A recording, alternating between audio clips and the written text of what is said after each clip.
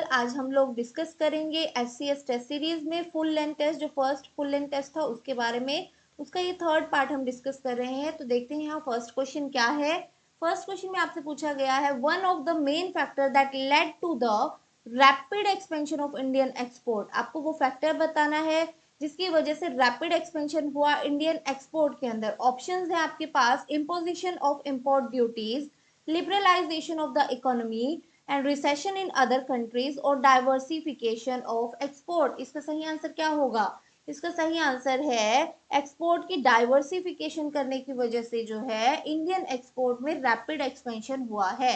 हम देख लेते हैं इसके बारे में। जो डाइवर्सिफिकेशन है उसका मतलब क्या है? डाइवर्सिफिकेशन का मतलब है कि न्यू बिजनेस अपॉर्चुनिटी खोज करना अपना एक्सपोर्ट सेक्टर के अंदर। और अगर हम एक्सपोर्ट की बात करें तो डाइवर्सिफिकेशन का मतलब है एक्सपोर्ट एक्सपेंड करना एक्सपोर्ट को अलग अलग न्यू सेगमेंट के अंदर जो एग्जिस्टिंग है उससे बाहर निकल के।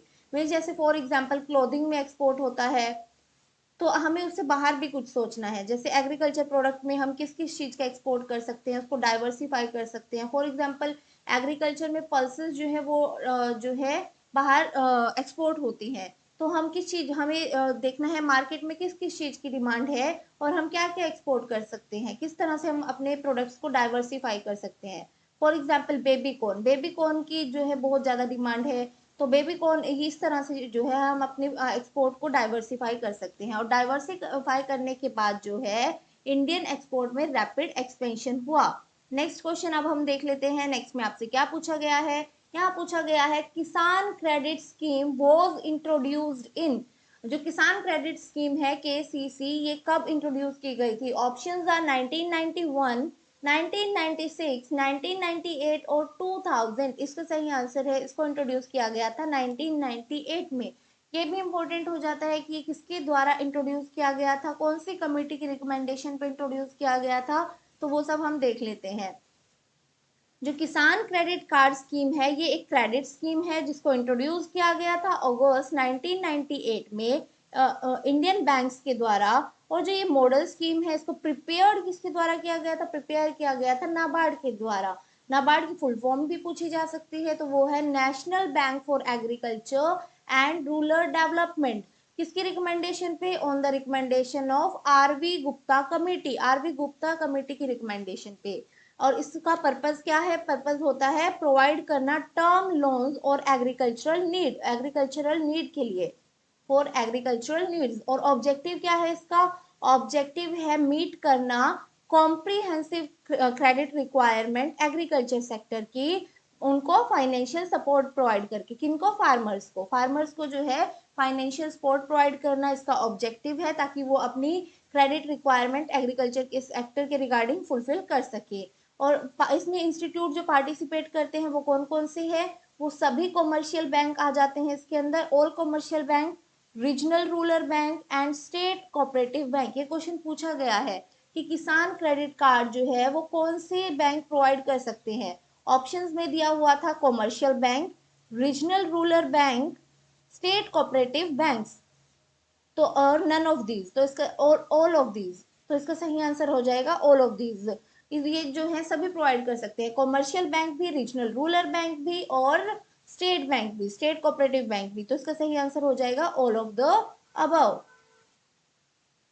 और ये जो स्कीम होती है ये शॉर्ट टर्म क्रेडिट लिमिट देती है क्रॉप्स के लिए और अदर टर्म लोन्स के लिए। इसमें जो है क्रेडिट जो केसीसी क्रेडिट होल्डर्स होते हैं वो जो है इंश्योरेंस भी उन्हें प्रोवाइड किया जाता है।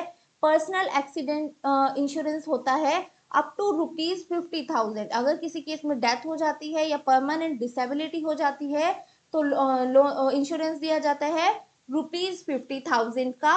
और अदर रिस्क में जो है इंश्योरेंस दिया जाता है ₹25,000 का। और इसमें जो प्रीमियम होता है वो दोनों ही भरते हैं, किसान भी और बैंक भी। किस रेशो में? 2:1 में। और जो वैलिडिटी पीरियड है इसका ये होता है 5 साल। 5 साल का इसका वैलिडिटी पीरियड है। और इसमें ऑप्शन होता है इसको एक्सटेंड कर सकते हैं नेक्स्ट 3 इयर्स के लिए।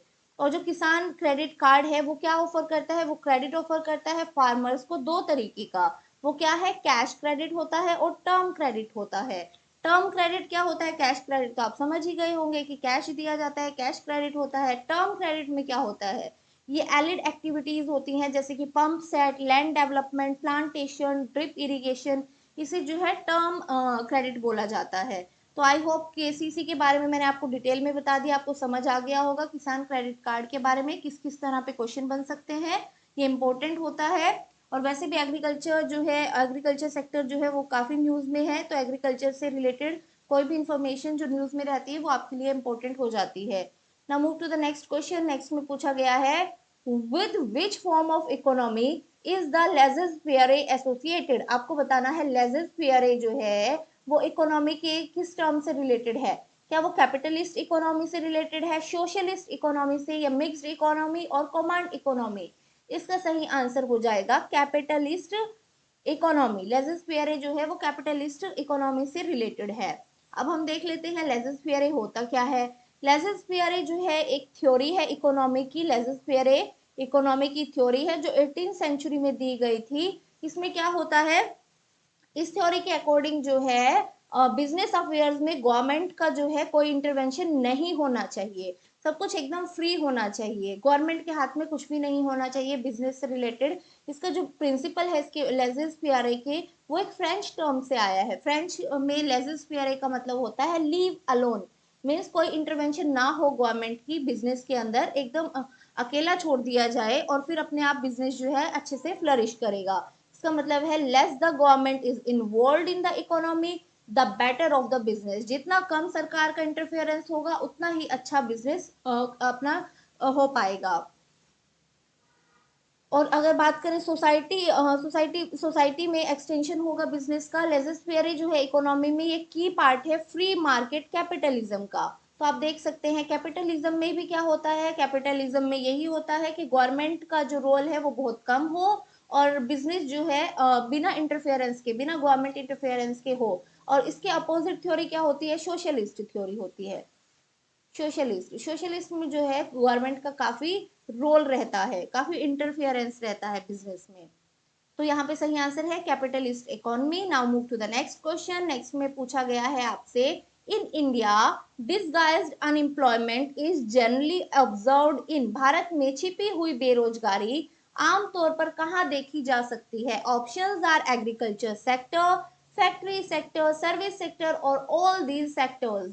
तो ये मोस्टली आप सभी को पता होगा, बहुत बार आपने पढ़ा भी होगा। और जैसा कि मैंने कहा अभी एग्रीकल्चर सेक्टर बहुत ज्यादा न्यूज में है, तो इसका सही आंसर है ए, एग्रीकल्चर सेक्टर। डिसगाइज्ड अनएम्प्लॉयमेंट का मतलब क्या होता है, फॉर एग्जाम्पल जिस कार्य को 3 लोग कर सकते हैं उस कार्य को 5 लोग कर रहे हैं। तो यहाँ पे जो 2 पर्सन है वो क्या है, वो डिसगाइज्ड है, डिसगाइज्ड अनएम्प्लॉयमेंट है। मीन्स उनको लग रहा है कि वो जो है रोजगार है उनके पास, बट नहीं, रियलिटी में क्या है, रियलिटी में वो बेरोजगार है। तो ये एक तरह से छिपी हुई बेरोजगारी होती है जहाँ पे आउटपुट जो है वो जीरो होता है। यही मेंशन है यहाँ पे डिसगाइज्ड अनएम्प्लॉयमेंट के बारे में कि जो डिसगाइज्ड अनएम्प्लॉयमेंट है इसे हिडन अनएम्प्लॉयमेंट भी बोला जाता है। ये किस तरह की अनएम्प्लॉयमेंट होती है जहाँ पीपल को लगता है कि वो एम्प्लॉयड है बट एक्चुअली में वो होते नहीं है। ओके, क्योंकि डिसगाइज शब्द जो है इसका मतलब ही क्या होता है, attire to hide one's identity. तो वो आप नाम से ही समझ जाएंगे disguised. And this type of usually अगर कहाँ पे होती है, ओवर एम्प्लॉय, जहाँ पे ओवर एम्प्लॉयमेंट होती है जिस पर्टिकुलर वर्क में। तो ओवर एम्प्लॉयमेंट किस वर्क में है, वो है एग्रीकल्चर सेक्टर में। तो इसका सही आंसर है A. Now move to the next question. Next में आपसे पूछा गया है, Haryana does not share a boundary with which state. Haryana किस राज्य के साथ सीमा साझा नहीं करता है। ऑप्शंस है MP, Uttarakhand, Himachal Pradesh, Rajasthan. Which of the above is correct. इनमें से कौन सा जो है वो सही है। आप सभी को पता है राजस्थान के साथ भी बाउंड्री शेयर होती है, हिमाचल के साथ भी होती है, उत्तराखंड के साथ भी होती है, एमपी के साथ नहीं होती है। तो सही आंसर हो जाएगा B, 1 is the right answer. Uttarakhand में कुछ लोगों को कंफ्यूजन हो सकता है बट उत्तराखंड के साथ भी थोड़ी सी बाउंड्री शेयर होती है हरियाणा की। मैं मैप के थ्रू आपको दिखा देती हूँ।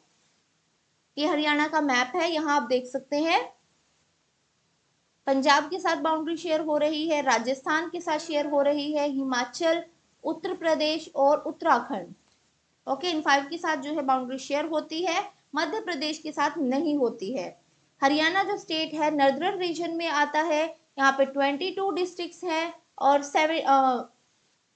7 और जो स्टेट बॉर्डर है वो किस किस के साथ शेयर होता है, वो पंजाब के साथ, हिमाचल के साथ नॉर्थ में, और राजस्थान के साथ वेस्ट और साउथ में।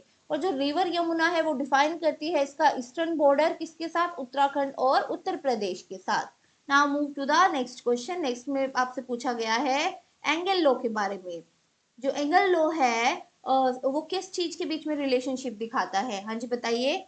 इसका सही आंसर क्या होगा, ये रिलेशनशिप किसके बीच में दिखाता है, इसका सही आंसर है डी। ये रिलेशनशिप शो करता है quantity demanded and the income of the consumer की। मतलब इसमें ये होता है कि अगर इनकम बढ़ रही है कंज्यूमर की, क्या तो क्वांटिटी की डिमांड भी बढ़ेगी। तो वो चीज, वो वाला रिलेशनशिप जो है एंगल लॉ के द्वारा दिखाया जाता है। हम डिटेल में इसके बारे में डिस्कस कर लेते हैं। जो एंगल लॉ है वो क्या है, ये एक ऑब्जर्वेशन है इकोनॉमिक्स में जो बताती है जैसे जैसे इनकम बढ़ेगी प्रोपोर्शन ऑफ इनकम जो है स्पेंड फूड के ऊपर जो है वो फॉल हो जाएगा। इनकम बढ़ रही है लेकिन फूड के ऊपर स्पेंडिंग जो है वो घट रही है। Okay, food falls. अगर हम बात करें इवन एब्सोल्यूट एक्सपेंडिचर की, अगर हम बात करें फूड पे, वो बढ़ती है। ओके, इन अदर वर्ड जो इनकम इलास्टिसिटी है डिमांड ऑफ फूड की, वो 0 से 1 के बीच में रहती है। और ये लॉ जो है किसके नाम पे है, ये एक स्टैटिस्टियन थे जिनका नाम था अर्नस्ट ईगल। 1821 से 1896 तक वो थे, उनके नाम पे ये दिया गया है। Now move to the next question. Next में आपसे क्या पूछा गया है, यहाँ पूछा गया है who propounded the market law.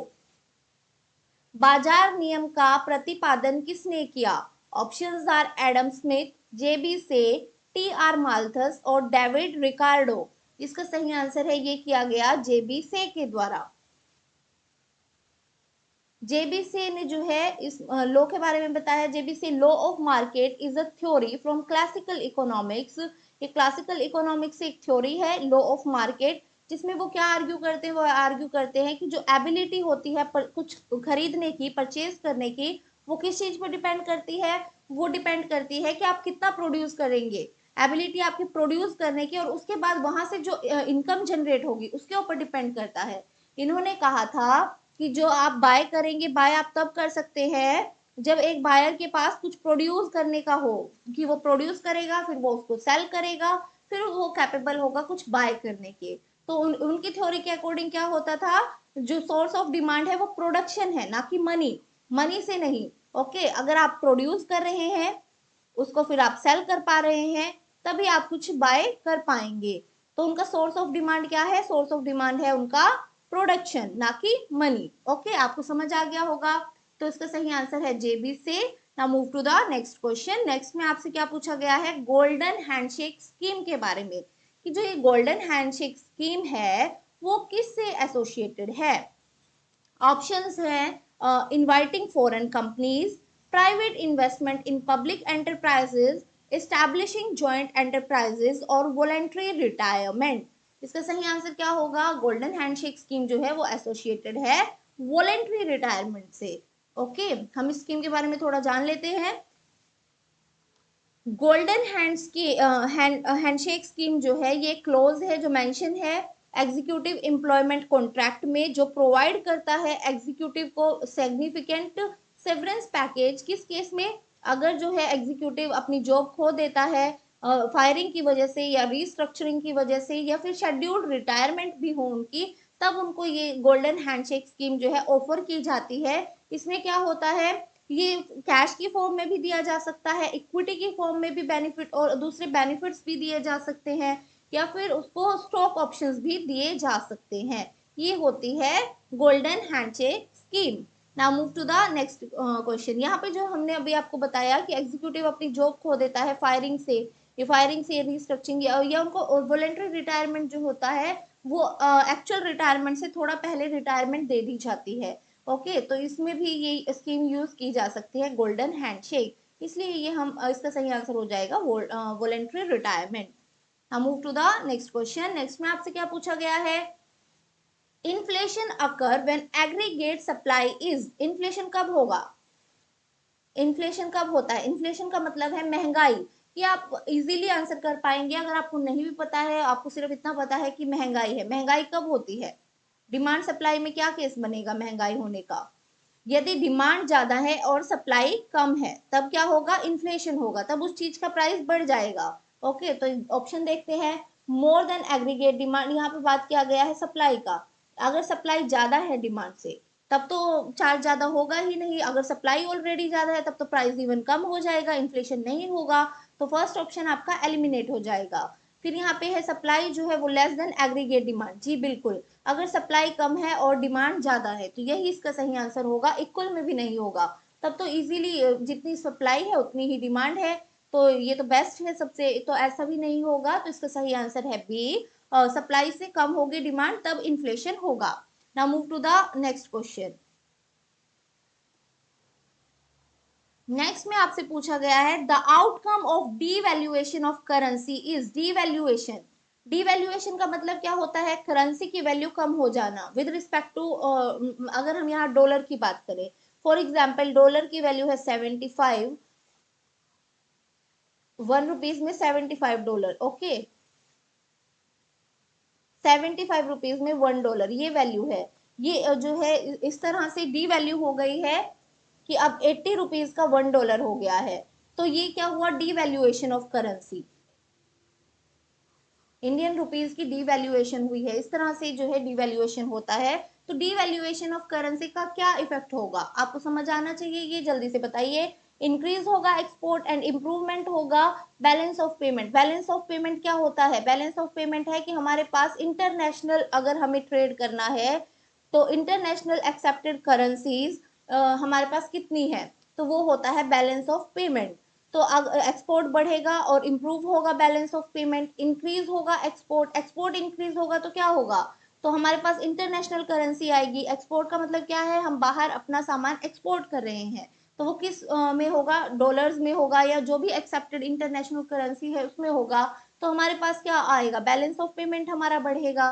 तो फर्स्ट ऑप्शन हो सकता है। अब हम सेकंड भी देखते हैं, यहाँ पे क्या मेंशन है, यहाँ पे है एक्सपोर्ट बढ़ेगा और फॉरेन रिजर्व घटेगा, तो ऐसा तो हो ही नहीं सकता कि आपका एक्सपोर्ट बढ़ रहा है और फॉरेन रिजर्व आपका घट रहा है, ये तो क्वेश्चन, ये तो आपका ऑप्शन ही रॉन्ग हो जाएगा।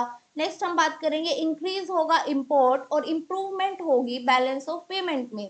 अगर हमारा इंपोर्ट बढ़ेगा इसका मतलब है हम बाहर से कुछ इंपोर्ट कर रहे हैं, तो यहाँ से तो हमारा जो इंटरनेशनल करेंसी है वो बाहर जा रही है, तो ये ऑप्शन भी नहीं हो सकता है। नेक्स्ट हम बात करेंगे इंक्रीज एक्सपोर्ट एंड इंपोर्ट, दोनों चीजें, ये तो हो ही नहीं सकता कि एक्सपोर्ट भी बढ़ रहा है। डीवैल्यूएशन के रिगार्डिंग हम बात कर रहे हैं कि अगर करेंसी डिवैल्यूएट हो रही है तो एक्सपोर्ट भी बढ़ेगा और इंपोर्ट भी, नहीं ऐसा नहीं होता है। और डिवैल्यूएशन में जो है एक्सपोर्ट बढ़ता है और एक्सपोर्ट बढ़ने का रिजल्ट क्या होता है, बैलेंस ऑफ पेमेंट में इंप्रूवमेंट होती है। तो ए इसका सही आंसर हो जाएगा।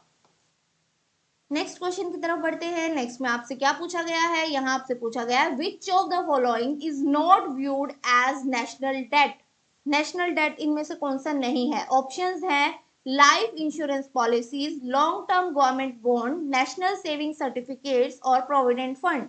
इसका सही आंसर हो जाएगा लाइफ इंश्योरेंस पॉलिसी। जो लाइफ इंश्योरेंस पॉलिसीज होती हैं वो नेशनल डेट नहीं होती हैं, बाकी ये तीनों जो है लॉन्ग टर्म गवर्नमेंट बॉन्ड लिए जाते हैं, वो भी एक नेशनल डेट है। नेशनल सेविंग सर्टिफिकेट्स भी जो है नेशनल डेट है, और प्रोविडेंट फंड भी। ओके, क्योंकि इन पे क्या है, इन पे इंटरेस्ट देना होता है, प्लस में इंटरेस्ट भी हाई जाता है, नेशनल सेविंग सर्टिफिकेट पे भी इंटरेस्ट हाई जाता है, ये गवर्नमेंट की तरफ से जाता है। और अगर गवर्नमेंट बॉन्ड रिलीज करती है तो उसमें भी ये भी गवर्नमेंट के ऊपर डेट की तरह होता है। बट लाइफ इंश्योरेंस पॉलिसीज जो है वो नेशनल डेट में काउंट नहीं होती है, तो इसका सही आंसर हो जाएगा A. Now move to the next question. Next में आपसे क्या पूछा गया है, यहाँ पूछा गया है public distribution system, PDS means distribution of essential commodities to a large number of people through a network of fair price shop on a recurring basis. The commodities distribute under PDS system in Haryana. Haryana में PDS system के तहत कौन कौन सी commodities दी जाती हैं, ये आपसे question पूछा गया है। तो ऑप्शन है आपके पास wheat, pulses, sugar, rice, kerosene.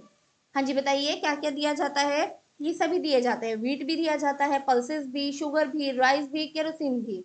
तो all of the above is right answer, D इसका सही आंसर हो जाएगा। अगर हम बात करें पब्लिक डिस्ट्रीब्यूशन सिस्टम की, तो इसमें क्या होता है, ये एक सिस्टम है जहां पर डिस्ट्रीब्यूट की जाती है essential commodities. Ration card holders को, किसको दी जाती है? जिनके पास राशन कार्ड है, राशन कार्ड होल्डर को दी जाती है। कहाँ से दी जाती है? इसके लिए एक फेयर प्राइस शॉप्स बनाई हुई होती हैं, वो जो है डिस्ट्रीब्यूट करते हैं। और क्या क्या चीजें दी जाती है? Rice, wheat, sugar, edible oil, kerosene, और भी कुछ और अदर कमोडिटीज भी दी जाती हैं, जो नोटिफाई की गई हैं सेंट्रल गवर्नमेंट के द्वारा under close A of section 2 of Haryana public distribution system licensing and control order 2002। इसके अंडर जो भी कमोडिटीज मेंशन है वो सब कमोडिटीज दी जाती हैं, जो भी एसेंशियल कमोडिटीज होती हैं। Now move to the next question. Next question हम देखते हैं। यहाँ पूछा गया है the ratio of bank cash holding to a total deposit liabilities is called, उसे क्या बोला जाता है? हाँ जी बताइए। रेशो बैंक कैश होल्डिंग की to the total deposit liabilities, जो टोटल डिपॉजिट है और उसके ऊपर जो है कैश होल्डिंग, इस रेशो को क्या बोला जाता है? इस रेशो को बोला जाता है कैश रिजर्व रेशो। कि आपने जितना अमाउंट जो है दिया है, ओके, एज अ लोन आपने दिया है कुछ अमाउंट, उसके रिस्पेक्ट में जो है आपको कुछ परसेंटेज जो है अपने पास कैश रखना होगा। वो कैश किसको देना होगा? आरबीआई को, ताकि लिक्विडिटी मेंटेन रहे मार्केट के अंदर और इंसॉल्वेंसी ना आए। इसलिए इस पर्पज से जो है कुछ कैश रिजर्व रेशो रखनी होती है। ओके, ये आप नाम से भी समझ सकते हैं। The cash reserve ratio is the amount of fund जो बैंक को देना होता है रिजर्व बैंक ऑफ इंडिया को as a portion of their net demand and the time liabilities. Okay, net demand and time liabilities के तौर पे ये कुछ पोर्शन देना होता है रिजर्व बैंक ऑफ इंडिया को। इसका ऑब्जेक्टिव क्या है? इसका ऑब्जेक्टिव है मार्केट में लिक्विडिटी इंश्योर करना और सॉल्वेंसी ऑफ बैंक इंश्योर करना। ओके, ये इसका ऑब्जेक्टिव होता है। नेक्स्ट क्वेश्चन अब हम देखते हैं। यहाँ आपसे पूछा गया है which of the following concept are most clearly associated with J M Keynes. बताइए। जे एम केनीज एक बहुत ही जाने माने इकोनॉमिस्ट हैं, उनकी थ्योरीज बहुत इंपॉर्टेंट है, तो आपको बताना है इनमें से कौन सा कॉन्सेप्ट उनसे एसोसिएटेड है। ऑप्शंस है control of money supply, marginal utility theory, indifference curve analysis और मार्जिनल एफिशिएंसी ऑफ कैपिटल। इसका सही आंसर है इनसे एसोसिएटेड है मार्जिनल एफिशिएंसी ऑफ कैपिटल। जो केनेशियन इकोनॉमी है, केनेशियन इकोनॉमी, ये वेरियस मैक्रो इकोनॉमिक्स थ्योरी से, यहाँ से आप अगर आपको पता है केनेशियन जो है वो डील करते थे मैक्रो इकोनॉमी से, तब आप इजीली इसका आंसर कर पाएंगे, क्योंकि जो फर्स्ट थ्री है वो माइक्रो इकोनॉमी के कॉन्सेप्ट है। Control of money supply, marginal utility theory, indifference curve analysis, all three are related to micro economics. अगर आपको डिटेल में ये नहीं पता है, तब आप सिर्फ सिंपली अगर आपको इतना पता है कि केनेशियन जो है वो रिलेटेड थे मैक्रो इकोनॉमी से, तब आप इजीली आंसर कर पाएंगे। डी इसका सही आंसर हो जाएगा, क्योंकि जो मार्जिनल एफिशिएंसी ऑफ कैपिटल है वो मैक्रो इकोनॉमी का कॉन्सेप्ट है। Okay, various macro economic theory इन्होंने दी थी केनेशियन ने, तो आप यहाँ से ही आंसर कर पाएंगे। स्पेशली जो रिसेशन के टाइम पे होता है, इनकी एक शॉर्ट रन थ्योरी है, और इसमें क्या होता है, specially during the recession economic output is strongly influenced by aggregate demand. Okay, recession के टाइम पे डिमांड जो है उससे काफी इन्फ्लुएंस रहती है इकोनॉमिक आउटपुट, और इनके व्यू में, केनेशियन व्यू में, एग्रीगेट डिमांड जो है वो नेसेसरली इक्वल नहीं होती है productive capacity of the economy के। इंस्टेड ये जो है इन्फ्लुएंस की जाते हैं किसके द्वारा? बहुत सारे फैक्टर्स होते हैं उसमें से, और कई बार तो ये इरेटिकली बिहेव करती है, जिससे इफेक्ट पड़ता है प्रोडक्शन पे, एम्प्लॉयमेंट पे और इन्फ्लेशन पे। एक्सेप्ट और यहाँ पे हमने बात की है जो डी है, डी को छोड़कर बाकी सारे कॉन्सेप्ट जो है वो माइक्रो इकोनॉमी के हैं। आई होप आपको ये समझ आ गया होगा। हमने केनेशियन के व्यू के बारे में बात किया था। यहाँ पे क्या बात की है हमने, मैं एक और बार रिपीट कर देती हूँ। उन्होंने बात की है कि जो डिमांड होती है वो जरूरी नहीं है कि उस वो प्रोडक्टिविटी के ऊपर ही डिपेंड करे। प्रोडक्टिविटी की कैपेसिटी कितनी है इकोनॉमी के अंदर, उसके ऊपर डिपेंड करे डिमांड, ऐसा जरूरी नहीं है, बहुत सारे फैक्टर्स पे डिपेंड करती है, और कई बार तो ये इरेटिकली भी बिहेव करती है। तो ये सब फैक्टर रहते हैं। Now move to the next question. Next question हम देख लेते हैं। यहाँ आपसे पूछा गया है बायंसी के बारे में। Buoyancy of tax is defined as, कैसे डिफाइन करते हैं बायंसी को? हाँ जी बताइए, इनमें से कौन सा ऑप्शन सही होगा? Percentage increase in tax revenue by percentage increase in tax base, या फिर increase in tax revenue by percentage increase in tax coverage, और थर्ड ऑप्शन है increase in tax revenue by increase in tax base, या फिर D percentage of increase in tax revenue by increase in tax coverage. इसका सही answer है C, increase in tax revenue by increase in tax base.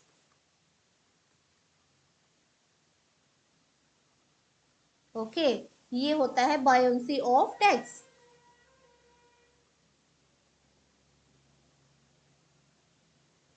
Okay, buoyancy of tax में क्या होता है, अगर टैक्स में रेवेन्यू, टैक्स रेवेन्यू का बढ़ना और डिवाइडेड बाय टैक्स बेस का बढ़ना, ये होता है buoyancy of tax.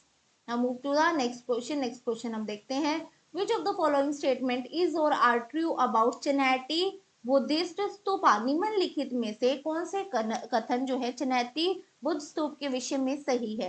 First option है आपके पास, this stupa was built during the Ashoka period. यह स्तूप अशोका के काल में बनवाया गया था। सेकेंड ऑप्शन है, this stupa is situated in Dadri, ये दादरी में है। And third is, this is a holy place of Hindu. देखो, फर्स्ट टू में आपको डाउट हो सकता है, बट थर्ड को तो आप इजीली आंसर कर पाएंगे कि ये नहीं हो सकता है, क्योंकि जैसे कि मेंशन है बुद्धिस्ट स्तूपा है, तो हिंदू का नहीं है, ये बुद्धिज्म से रिलेटेड है, बुद्धिज्म। ओके, तो थर्ड को आप एलिमिनेट कर देंगे, थर्ड को एलिमिनेट करके आप दो ऑप्शन एलिमिनेट कर पाएंगे। तो यहाँ से क्या हो गया कि फर्स्ट तो 100% करेक्ट है, the stupa was build during the Ashoka period. जी, ये अशोका पीरियड में ही बना था। सेकंड में अब आपको डाउट है कि स्तूपा जो है वो दादरी में है, वैसे ये दादरी में नहीं है, तो ये ऑप्शन गलत हो जाएगा। ये आता है यमुनानगर डिस्ट्रिक्ट में, यमुनानगर। तो इसका सही आंसर क्या होगा, इसका सही आंसर है one only, C is the right answer. Now move to the next question. Next में आपसे पूछा गया है, who won the Nobel prize in 1906 for his neuron doctrine. जो प्रेजेंट टाइम में नोबेल प्राइज मिले हैं वो ज्यादा इंपॉर्टेंट हो जाते हैं, उनकी थ्योरी आपको पता होनी चाहिए डिटेल में, बट यहाँ पे नोबेल प्राइज में सिर्फ नेम इंपॉर्टेंट रहते हैं। तो आपको बताना है Nobel prize 1906 for for his neuron doctrine किसको दिया गया था। 67th का सही आंसर क्या होगा, हाँ जी बताइए, कि किसको दिया गया था। इसका सही आंसर है बी, सेंटाइगो रेमन वाई केजल को ये दिया गया था, बी इसका सही आंसर हो जाएगा। ये बिल्कुल ही फैक्चुअल क्वेश्चन है, इस तरह के क्वेश्चन अगर आपको याद रहते हैं तभी आपको अटेम्प्ट करने चाहिए। Now move to the next question. Next में आपसे पूछा गया है, what is the popular name of ascorbic acid.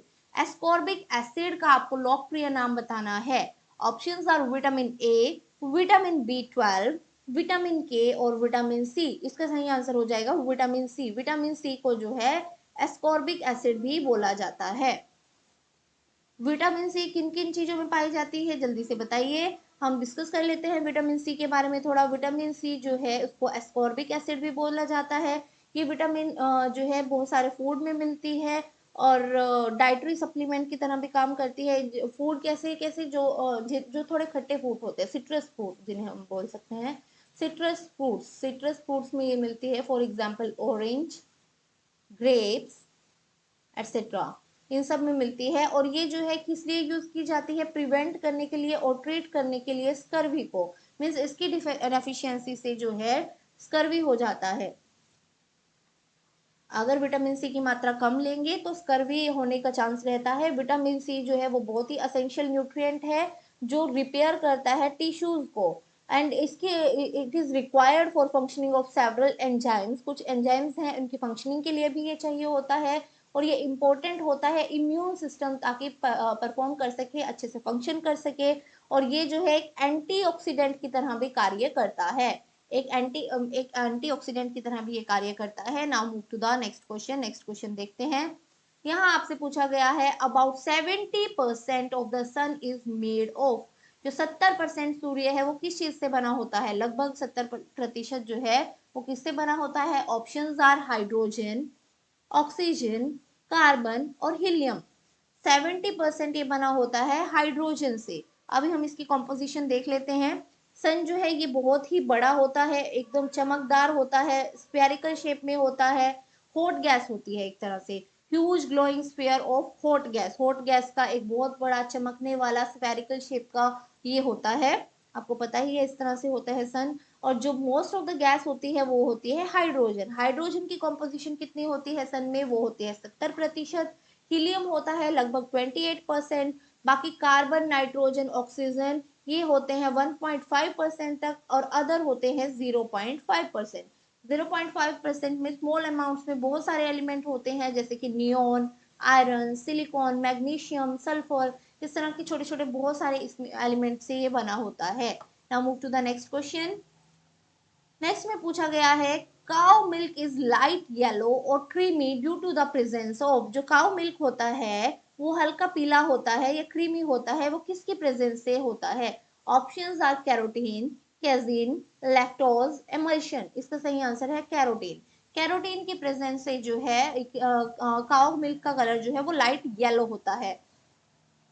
Cow milk के अंदर क्या होता है, कलरिंग पिगमेंट होता है। कलरिंग पिगमेंट जो है वो क्या होता है, वो होता है बीटा कैरोटीन, जो पाया जाता है ग्रास में, जहाँ पे काउ जो है वो ग्रेज करती है। ओके, ये फैट सोल्यूबल पिगमेंट जो है रिस्पॉन्सिबल होता है येलो कलर के लिए मिल्क के और मिल्क प्रोडक्ट्स के, जैसे कि क्रीम, बटर, घी, ये सब।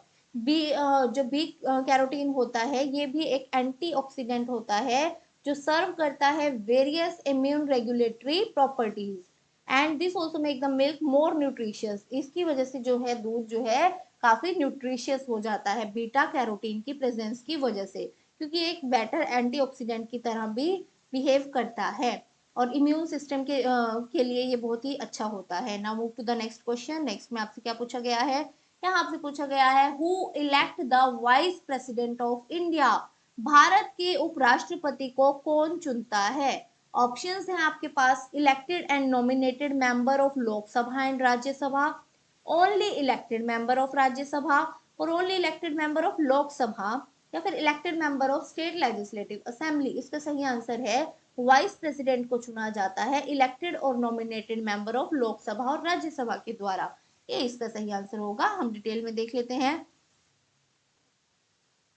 जो पोस्ट होती है इंडियन वाइस प्रेसिडेंट की, वो जो है क्या है, एनालोगस है अमेरिकन वाइस प्रेसिडेंट के तरह ही। मतलब इंडियन का जो वाइस प्रेसिडेंट है उनको भी वो जो है अमेरिका के वाइस प्रेसिडेंट की तरह ही उनका वे होता है, उनको चुने जाने का।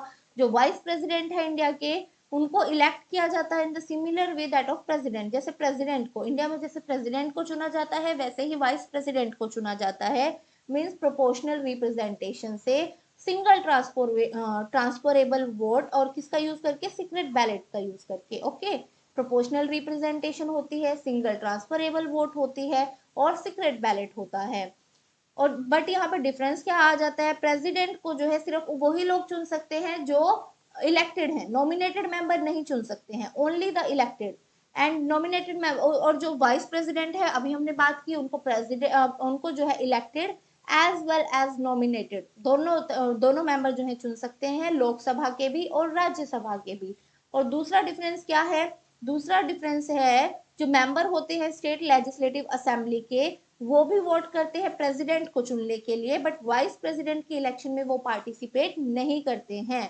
और इसमें जो है अगर कुछ डिस्प्यूट होता है इलेक्शन के रिगार्डिंग, तो वो उसमें लास्ट वर्ड किसका रहेगा, सुप्रीम कोर्ट का उसमें लास्ट वर्ड रहता है।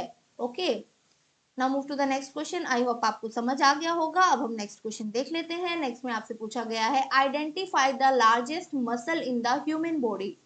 ये बिल्कुल ही फैक्चुअल क्वेश्चन है, अगर आपको पता है तभी आप आंसर कर पाएंगे।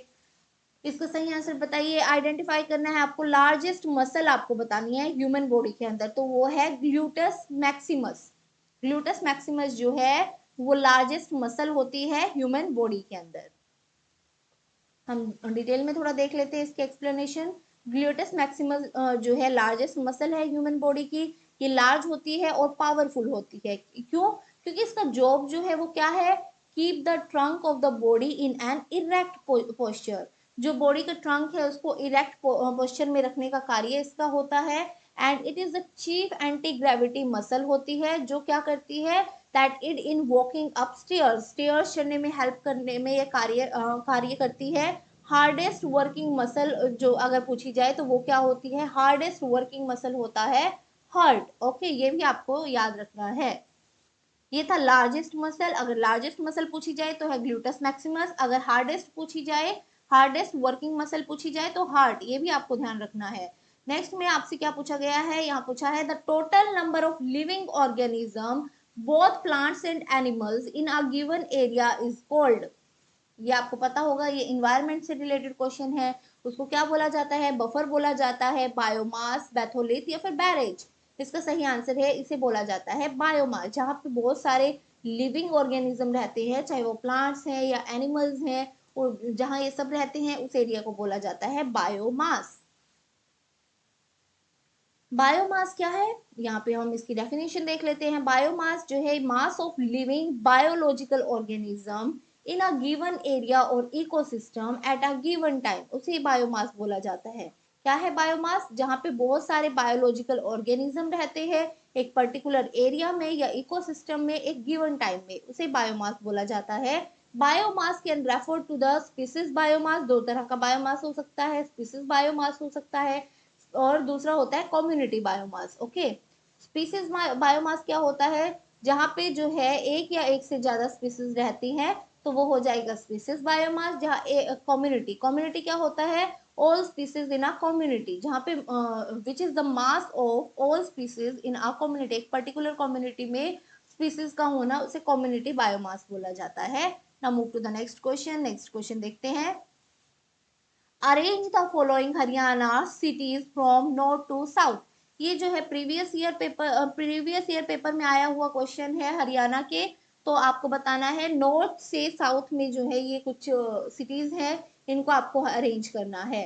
तो यहाँ सबसे पहले आएगी पेहवा, पेहवा के बाद मीन्स सबसे पहले आएगा थ्री, पेहवा के बाद आता है मानेसर, मानेसर, मानेसर के बाद आता है सोना, सोना, एंड लास्ट में फर्स्ट में आएगा फर्स्ट आएगा हुडल, हुडल। ओके, तो इसका सही आंसर क्या है, 3 4 2 1, 3 4 2 1, B is the right answer. Pehowa कौन से डिस्ट्रिक्ट में आता है, पेहवा आता है कुरुक्षेत्र में। अगर आपको कोई सिटीज मालूम है कि कौन से डिस्ट्रिक्ट में आती है तो आप आंसर कर पाएंगे इसको इजीली। पेहवा आता है कुरुक्षेत्र में, मानेसर और सोना आते हैं गुरुग्राम में, और हुडल जो है वो नीचे आता है मेवात में।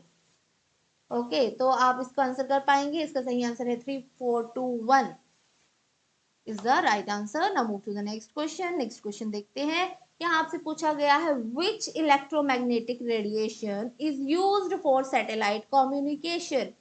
कौन सी इलेक्ट्रोमैग्नेटिक रेडिएशन का जो है यूज किया जाता है सैटेलाइट कम्युनिकेशन में। Options are ultraviolet, infrared, microwave और मिलीमीटर वेव। जल्दी से बताइए कौन सी इलेक्ट्रोमैग्नेटिक रेडिएशन का यूज किया जाता है सैटेलाइट कम्युनिकेशन में। सैटेलाइट कम्युनिकेशन में यूज किया जाता है माइक्रोवेव का, सी इसका सही आंसर होगा।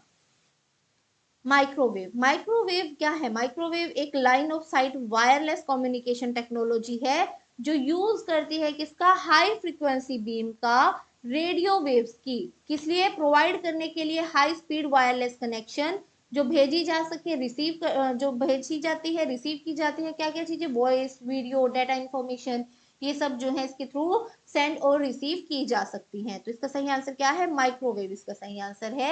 आई hope you like the video, thank you very much, bye bye and take